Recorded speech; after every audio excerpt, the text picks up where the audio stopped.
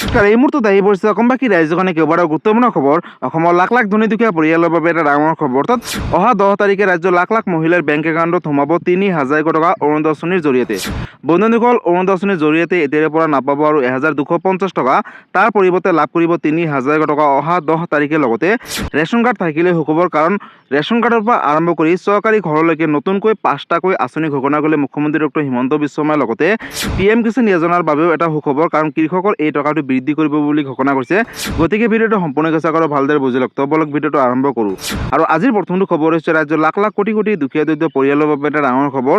Ration কাৰ্ডৰ পৰা আৰম্ভ কৰি অৰুণোদয় আঁচনিলৈকে ৫টাকৈ নতুন আঁচনি ঘোষণা কৰিলে মুখ্যমন্ত্ৰী ডক্টৰ হিমন্ত বিশ্ব শৰ্মাই। গতিকে নতুন কি আপডেট আহিছে, পোনপ্ৰথমতে আপডেটটো এবাৰ চাই লওক। বন্ধুসকল, চৰকাৰী ঘৰৰ পৰা অৰুণোদয় আঁচনি ধনক লৈ মুখ্যমন্ত্ৰীৰ ৭টাকৈ ডাঙৰ ঘোষণা। ৰেচন কাৰ্ডৰ হিতাধিকাৰীসকলেও পাব নতুন সুবিধা, কাৰণ পূৰ্বৰ দৰে নহয়। এতিয়াৰ পৰা বহুকেইটা গুৰুত্বপূৰ্ণ হিতাধিকাৰীসকলৰ বাবে ঘোষণা কৰিলে। চৰকাৰী পকীঘৰৰ পৰা মহিলা সবলীকৰণলৈকে ৭টাকৈ ডাঙৰ ঘোষণা কৰিলে। ৰাজ্যৰ লাখ লাখ দৰিদ্ৰ পৰিয়ালৰ বাবে আহি গ'ল এটা ভাল খবৰ। নতুনকৈ ১৫ লাখ লোকে লাভ কৰিব চৰকাৰী পকীঘৰ, অৰ্থাৎ যিসকলে চৰকাৰী ঘৰ পোৱা নাই। বেদখলকাৰী কবলত থকা প্ৰতি বিঘা ভূমিত চলিব উচ্ছেদ বুলি ঘোষণা কৰিছে। লগতে শীঘ্ৰেই ৫ লাখ বিঘা ভূমি কৰা হ'ব বেদখল মুক্ত বুলি ঘোষণা কৰিছে ৰাজ্যৰ মুখ্যমন্ত্ৰী ডক্টৰ হিমন্ত বিশ্ব শৰ্মাই। লগতে এটাকৈ বাংলাদেশী চিনাক্ত কৰি বিতৰণ কৰা হ'ব বুলি ঘোষণা কৰিছে। লগতে চাহ শ্ৰমিকৰ মজুৰি ৫০০ টকালৈ বৃদ্ধিৰ লক্ষ্য ৰাজ্য চৰকাৰৰ। কৃষকসকলৰ বাবেও আছে নতুন চিন্তা চৰকাৰৰ, কাৰণ এই টকাটো ২৩ নম্বৰ কিস্তিৰ টকা বৃদ্ধি কৰিব।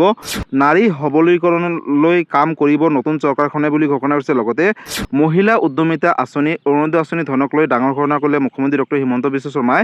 ৰেচন কাৰ্ডৰ হিতাধিকাৰীসকলেও পাব নতুন সুবিধা ৰেচন কাৰ্ডৰ জৰিয়তে বুলি ঘোষণা কৰিছে। লগতে ৩,০০০ টকালৈ বৃদ্ধি হ'ব অৰুণোদয় আঁচনি ধন। চৰকাৰ গঠনৰ পিছতে মুখ্যমন্ত্ৰী ডক্টৰ হিমন্ত বিশ্ব শৰ্মাই ৰাজ্যৰ লাখ লাখ কোটি কোটি হিতাধিকাৰীসকলৰ বাবে এটা ডাঙৰ ঘোষণা কৰিলে। ৰাজ্যৰ মহিলাসকলৰ বাবে এটা ভাল খবৰ, কিয়নো অৰুণোদয় আঁচনিৰ ধন বৃদ্ধি কৰিব চৰকাৰে। অৰ্থাৎ ১,২৫০ টকাৰ পৰিৱৰ্তে লাভ কৰিব ৩,০০০ টকা। যিসকল প্ৰকৃত হিতাধিকাৰী আছে অৰুণোদয় আঁচনি ৩.0 জৰিয়তে লাভ কৰিব। আৰু নতুনকৈ ১৫ লাখ পৰিয়ালে লাভ কৰিব অৰুণোদয় আঁচনিৰ ধন, অৰ্থাৎ ফৰ্ম বিতৰণ কৰিব। শপত গ্ৰহণৰ পিছতে এই ডাঙৰ সিদ্ধান্ত গ্ৰহণ কৰিছে মুখ্যমন্ত্ৰীগৰাকীয়ে। আৰ্থিকভাৱে সবল হ'ব ৰাজ্যৰ লাখ লাখ কোটি কোটি মহিলা বুলি ঘোষণা কৰিছে। লগতে নিৰ্বাচনী ইস্তাহাৰত উল্লেখ কৰা সকলো প্ৰতিশ্ৰুতি পালন কৰা হ'ব এটাকৈ বুলি ঘোষণা কৰিছে। লগতে যিমান প্ৰতিশ্ৰুতি দিয়া হৈছিল প্ৰতিটো প্ৰতিশ্ৰুতিয়ে পালন কৰিব সঠিকভাৱে। চাকৰি প্ৰত্যাশীসকলৰ বাবে এটা ভাল খবৰ, কিয়নো চৰকাৰে নতুনকৈ চৰকাৰী চাকৰি মুকলি কৰিব। অৰ্থাৎ ৰাজ্যত নতুনকৈ ওলাব ২ লাখ চৰকাৰী চাকৰি। গতিকে যিসকল চৰকাৰী চাকৰি বিচাৰি আছে তেওঁলোকৰ বাবে এটা সুখবৰ। যোগ্য প্ৰাৰ্থীয়ে শীঘ্ৰে সাজু কৰক নথিপত্ৰ। লগতে চাকৰিৰ বাবে গঠন কৰা হ'ব টাস্ক ফৰ্চ বুলি ঘোষণা কৰিছে মুখ্যমন্ত্ৰী ডক্টৰ হিমন্ত বিশ্ব শৰ্মাই। ২ লাখ চাকৰি দিবলৈ গঠন কৰা হ'ব টাস্ক ফৰ্চ। গতিকে নতুনকৈ চাকৰি ওলাব ৰাজ্যত। লগতে টাস্ক ফৰ্চ নিৰীক্ষণ কৰিব। অহা ৫ বছৰত ২ লাখ নিবনুৱা যুৱক যুৱতীক চাকৰি দিয়াৰ সিদ্ধান্ত গ্ৰহণ কৰিব। কেবিনেট বৈঠকৰ অন্তত মুখ্যমন্ত্ৰীয়ে ডাঙৰ ঘোষণা কৰিলে। ৰাজ্যত নতুনকৈ ২ লাখ চাকৰি ওলাব। অৰ্থাৎ চৰকাৰী চাকৰি যিসকল বিচাৰিছে তেওঁলোকৰ বাবে এটা সুখবৰ। মধ্যপ্ৰাচ্যৰ উত্তেজনাৰ মাজতে দেশত বৃদ্ধি পেট্ৰল ডিজেলৰ দাম। ৩ টকালৈকে বৃদ্ধি পালে প্ৰতি লিটাৰ পেট্ৰল আৰু ডিজেলৰ দাম বুলি ইতিমধ্যে ঘোষণা কৰিছে। লগতে প্ৰতি লিটাৰ পেট্ৰলত বৃদ্ধি ৩ টকা ১৪ পইচাকৈ। গতিকে ৰাজ্যবাসীৰ বাবে এটা ডাঙৰ খবৰ। দিল্লীত ৩ টকাকৈ বৃদ্ধি হৈছে পেট্ৰলৰ দাম আৰু ৯৭.৭৭ টকা হ'লগৈ দিল্লীত। কলকাতাত ৩.২৯ টকাকৈ বৃদ্ধি হৈছে পেট্ৰল আৰু ডিজেলৰ দাম। কলকাতাত প্ৰতি লিটাৰ পেট্ৰলৰ দাম হৈছে ১০৮.৭৪ টকা। লগতে মুম্বাইত ৩.১৪ টকাকৈ বৃদ্ধি পাইছে পেট্ৰল আৰু ডিজেলৰ দাম। লগতে মুম্বাইত প্ৰতি লিটাৰ পেট্ৰলৰ দাম হৈছে ১০৬.৬৮ টকা বুলি ঘোষণা কৰিছে। লগতে চেন্নাইত ২.৮৩ টকাকৈ বৃদ্ধি হৈছে পেট্ৰলৰ দাম হ'লগৈ ১০৩.৩৭ টকাকৈ। প্ৰতি লিটাৰ ডিজেলত ৩ টকা ১১ পইচাকৈ বৃদ্ধি পালে অসমতো। লগতে দিল্লীত ৩ টকা বৃদ্ধি হৈছে ডিজেলৰ দাম হ'লগৈ ৯০.৬৭ টকাকৈ। আৰু কলকাতাত ৩.১১ টকাকৈ বৃদ্ধি পালে পেট্ৰল আৰু ডিজেলৰ দাম। গতিকে ৰাজ্যবাসীৰ বাবে এটা ডাঙৰ খবৰ। লগতে সংকল্প পত্ৰ, অৰুণোদয় আঁচনিৰ মাহিলী সাহায্য পৰ্যায়ক্ৰমে ৩,০০০ টকালৈ বৃদ্ধি কৰা হ'ব। লগতে অতিৰিক্ত ১৫ লাখ পৰিয়ালক নতুনকৈ অৰুণোদয় আঁচনিৰ পৰিসৰলৈ অনা হ'ব। অৰ্থাৎ যিসকলে অৰুণোদয় আঁচনিৰ পৰা বঞ্চিত হৈ আছে বা কিবা কাৰণত তেওঁলোকে আবেদন কৰিছিলে তেওঁলোকৰ নামসমূহ অহা নাই, বা পূৰ্বৰ পৰা পাই আহিছিলে কিবা কাৰণত তেওঁলোকৰ নামসমূহ কৰ্তন কৰিছে, তেনেহ'লে তেওঁলোকে কোনো ধৰণৰ চিন্তা কৰিব নালাগে। কিয়নো চৰকাৰে ইতিমধ্যে সংকল্প পত্ৰত উল্লেখ কৰিছে যে নিৰ্বাচন হোৱাৰ পিছতে যেতিয়া শপত গ্ৰহণ কৰিব, নতুন চৰকাৰ অহাৰ পিছতে 15 লাখ পৰিয়ালক নতুনকৈ অৰুণোদয় আঁচনিৰ ধন দিব বা 15 লাখ পৰিয়ালৰ বাবে নতুনকৈ অৰুণোদয় আঁচনিৰ ফৰ্ম বিতৰণ কৰিব। আৰু অতি শীঘ্ৰে অৰুণোদয় আঁচনিৰ ফৰ্মখন কিন্তু বিতৰণ কৰিবলৈ গৈ আছে চৰকাৰে। আৰু যেতিয়া ফৰ্মখন বিতৰণ কৰে লগালগ মই এটা ভিডিঅ' বনাই আপলোড কৰিম। তাৰ বাবে আপোনালোকে মোৰ চেনেলৰ লগত জড়িত হৈ থাকিব, লগতে সবিশেষ আপডেটসমূহ অৰুণোদয় আঁচনিক লৈ পাই থাকিব। লগতে বন্ধুসকল, অৰুণোদয় আঁচনিৰ ধন অহা 10 তাৰিখে নিজৰ বেংক একাউণ্টত ডিবিটি যোগে অসম চৰকাৰে প্ৰেৰণ কৰিব।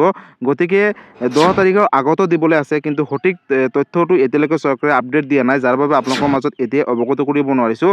কিন্তু আহিবলগীয়া সময়ত চৰকাৰে ডেটটো ঘোষণা কৰিব। যেতিয়া ডেটটো ঘোষণা কৰে লগালগ মই এটা ভিডিঅ' বনাই আপলোড কৰিম। তাৰ বাবে আপোনালোকে চেনেলৰ লগত জড়িত হৈ থাকিব। লগতে এই ভিডিঅ'টো ৰাজ্যৰ সকলো মহিলাৰ মাজলৈ শ্বেয়াৰ কৰি দিব। লগতে আত্মসহায়ক গোটৰ 25,000 টকা অতি শীঘ্ৰেই ৰাজ্যৰ মহিলাসকলে বেংক একাউণ্টত দিবলৈ গৈ আছে চৰকাৰে। আৰু PM কিষাণ যোজনাৰ 23 নম্বৰ কিস্তিধনক লৈ ডাঙৰ ঘোষণা কৰিছে। অৰ্থাৎ PM কিষাণ যোজনাৰ 23 নম্বৰ কিস্তিধন পাবলৈ হ'লে কৃষকসকলে বিশেষ কেইটামান কাম কৰিব লাগিব। অৰ্থাৎ এইকেইটা কাম নকৰিলে নাপাব 23 নম্বৰ কিস্তিৰ ধন 4,000 টকা। পোনপ্ৰথমতে আপডেটকেইটা চাই লওক। বন্ধুসকল, ইয়াতে চাওক, আপোনালোকৰ সন্মুখত এনেকুৱা এটা পেজ আহিছে যে EKYC কমপ্লিট ইয়ৰ EKYC। অৰ্থাৎ যদি আপোনালোকে এতিয়ালৈকে EKYC সমূহ কমপ্লিট কৰা নাই, তেনেহ'লে PM কিষাণ যোজনাৰ 23 নম্বৰ কিস্তিধন 4,000 টকাৰ পৰা বঞ্চিত হৈ থাকিব। কিয়নো কেন্দ্ৰীয় চৰকাৰে ইতিমধ্যে এই লিষ্টখন সকলো কৃষকৰ মাজলৈ আহ্বান জনাইছে বা জানিবলৈ দিছে যে যদি আপোনালোকে এইকেইটা কাম কৰে তেনেহ'লে আহিবলগীয়া 23 নম্বৰ কিস্তিৰ টকাটো সোমাব। লগতে যদি পূৰ্বৰ কিস্তিৰ ধনৰ পৰা বঞ্চিত হৈ আছিলে কিবা কাৰণত, তেনেহ'লে এইকেইটা কাম কৰক আৰু আহিবলগীয়া 23 নম্বৰ কিস্তিৰ ধনৰ লগত 4,000 বা 6,000 টকাকৈ লাভ কৰিবলৈ সক্ষম হ'ব। অৰ্থাৎ এটা কিস্তিৰ জৰিয়তে 2,000 টকা, 3টা ইনষ্টলমেণ্ট লেট থাকিলে লাভ কৰিব 6,000 টকা, আৰু যদি দুটাকৈ কিস্তি লেট আছে তেনেহ'লে লাভ কৰিব 4,000 টকা। বন্ধুসকল, EKYC কমপ্লিট কৰিব হ'লে আপোনালোকে ওচৰ চুবুৰীয়া CSC চেণ্টাৰ দোকানলৈ গৈ অনলাইনৰ জৰিয়তে EKYC কমপ্লিট কৰিব পাৰিব। আৰু দ্বিতীয়তে আছে ইনচিয়'ৰ Aadhaar linking with bank account. যদি আপোনালোকে এতিয়ালৈকে নিজৰ বেংক একাউণ্টৰ সৈতে আধাৰ কাৰ্ডখন লিংক কৰা নাই, তেনেহ'লে অতি শীঘ্ৰেই বেংক একাউণ্টৰ লগত আধাৰ কাৰ্ডখন লিংক কৰক। যিহেতু এই টকাসমূহ অৰ্থাৎ PM কিষাণ যোজনাৰ টকাসমূহ কেন্দ্ৰীয় চৰকাৰে DBT যোগে কৃষকসকলৰ বেংক একাউণ্টলৈ পোনপটীয়াকৈ প্ৰেৰণ কৰে। যদি আপোনালোকে বেংকৰ লগত আধাৰ কাৰ্ড লিংক নকৰে তেনেহ'লে নাপাব টকা। আৰু যদি বেংকৰ লগত আধাৰ কাৰ্ডখন লিংক কৰিবলৈ অসুবিধা হয় তেনেহ'লে IPB অৰ্থাৎ ইণ্ডিয়ান পোষ্ট পে'মেণ্ট বেংকত এটা একাউণ্ট খুলি ল'ব, আৰু তাতে কিন্তু আহিবলগীয়া PM কিষাণ যোজনাৰ 23 নম্বৰ কিস্তিৰ টকা সোমাব। লগতে বন্ধুসকল, ইয়াতে চাওক, ভেৰিফাই বেংক একাউণ্ট ডিটেইলছ। যদি আপোনালোকে নিজৰ বেংকৰ একাউণ্টটো এতিয়ালৈকে ডিটেইলছটো চেক কৰা নাই তেনেহ'লে এবাৰ কৰি ল'ব। কিয়নো বহু কৃষকৰ এনেকুৱা হৈ আছে যে তেওঁলোকৰ বেংকৰ একাউণ্ট নম্বৰৰ সৈতে হয়তো নামটো মিল নাই, যাৰ বাবে তেওঁলোকে টকাটো নাপাব। গতিকে যদি মোবাইল নম্বৰ আপডেট দিয়া নাই, বেংক একাউণ্টৰ সৈতে আপডেট দি লওক। নাম যদি কিবা শুধৰণি কৰিবলৈ আছে কৰি লওক 23 নম্বৰ কিস্তিধন পোৱাৰ আগতে। যদি এইখিনি কাম কৰে তেনেহ'লে লাভ কৰিব 23 নম্বৰ কিস্তিৰ টকা। তাৰপিছত চাওক, ৰিচল্ভ পেণ্ডিং লেণ্ড ৰেকৰ্ডছ ইছ্যু। যদি আপোনালোকে এতিয়ালৈকে মাটিৰ জমাবন্দীটো আপডেট দিয়া নাই, কিবা কাৰণত যদি চৰকাৰে নতুনকৈ মাটিৰ জমাবন্দীটো আপডেট বিচাৰিছে, তেনেহ'লে অতি শীঘ্ৰেই আপোনালোকে মাটিৰ জমাবন্দীটো আপডেট দিব। কিয়নো যদি এইকেইটা কাম নকৰে তেনেহ'লে কিন্তু আপোনালোকে 23 নম্বৰ কিস্তিধনৰ পৰা যোগ্য কৃষক হ'লেও বঞ্চিত হৈ থাকিব। লগতে বন্ধুসকল, আৰু এটা চাওক, check beneficiary status on pmkisan.government.in। যদি আপোনালোকে নিজৰ বেনিফিচিয়াৰী ষ্টেটাছটো শুদ্ধ হৈ আছে নে কিবা খেলি মেলি হৈ আছে নে জানিব বিচাৰে, তেনেহ'লে অফিচিয়েল ৱেবছাইট pmkisan.government.in অফিচিয়েল ৱেবছাইটত গৈ আপোনালোকে ফাৰ্মাৰ কৰ্ণৰত যোৱাৰ পিছত বেনিফিচিয়াৰী ষ্টেটাছ আছে, আৰু তাৰ ওপৰতে এবাৰ চিম্পলি ক্লিক কৰিব। আৰু ক্লিক কৰাৰ পিছতে কিন্তু আপোনালোকৰ মোবাইল নম্বৰ আৰু OTPৰ সহায়ত আপোনালোকে সবিশেষ তথ্যখিনি জানিবলৈ পাব। অৰ্থাৎ আপুনি যোগ্য হয় নে নহয়, যদি আপোনালোকৰ কিবা পেণ্ডিং হৈ আছে, অৰ্থাৎ যদি লেণ্ড চেডিংটো ন' হৈ আছে বা বেংকৰ একাউণ্টৰ লগত আধাৰ কাৰ্ডটো লিংকিংটো ন' হৈ আছে, তেনেহ'লে কিন্তু আপোনালোকে ঠিক কৰি ল'ব পাৰিব CSC চেণ্টাৰৰ দোকানৰ সৈতে যোগাযোগ কৰি। লগতে বন্ধুসকল, আৰু এটা চাওক, update mobile number for OTP notification. যদি আপোনালোকে PM কিষাণ যোজনাৰ জৰিয়তে কিবা কাৰণত মোবাইল নম্বৰটো সলনি কৰিছে বা মোবাইল নম্বৰটো চেঞ্জ কৰিছে বা ৰিজেক্ট হৈছে, তেনেহ'লে কিন্তু আপোনালোকে মোবাইল নম্বৰটো সলনি কৰিব পাৰিব এতিয়াৰে পৰা। আৰু এই কাম CSC চেণ্টাৰৰ সহায়ত আপোনালোকে অনলাইনৰ জৰিয়তে কৰিব পাৰিব। গতিকে PM কিষাণ যোজনাৰ 23 নম্বৰ কিস্তিধনৰ অহা মাহেকৰ প্ৰথম সপ্তাহত দিয়াৰ কথা আছে। এতিয়ালৈকে অফিচিয়েলি ডেট ঘোষণা কৰা নাই। ডেট ঘোষণা কৰাৰ লগালগ এটা ভিডিঅ' বনাই আপলোড কৰিম। তাৰ বাবে আপোনালোকে এই চেনেলৰ লগত জড়িত হৈ থাকিব। লগতে এই ভিডিঅ'টো সকলো কৃষকৰ মাজলৈ শ্বেয়াৰ কৰি দিব। গতিকে বন্ধুসকল, আজি আছিলে এইটো এটা ইনফৰ্মেটিভ ভিডিঅ' আৰু গুৰুত্বপূৰ্ণ খবৰ। ভিডিঅ'টো চাই কেনেকুৱা পালে, যদি ভাল পালে চেনেলটো নতুনকৈ আহিছে চেনেলটো ছাবস্ক্ৰাইব কৰিব, লাইক কৰিব। কিবা সুধিবলগীয়া বা জানিবলগীয়া আছে আপোনালোকে মোক কমেণ্ট কৰি জনাব, মই নিশ্চয় ৰিপ্লাই দিবলৈ চেষ্টা কৰিম। লগতে এই ভিডিঅ'টো সকলোৰে মাজলৈ শ্বেয়াৰ কৰি দিব। ধন্যবাদ। জয় আই অসম।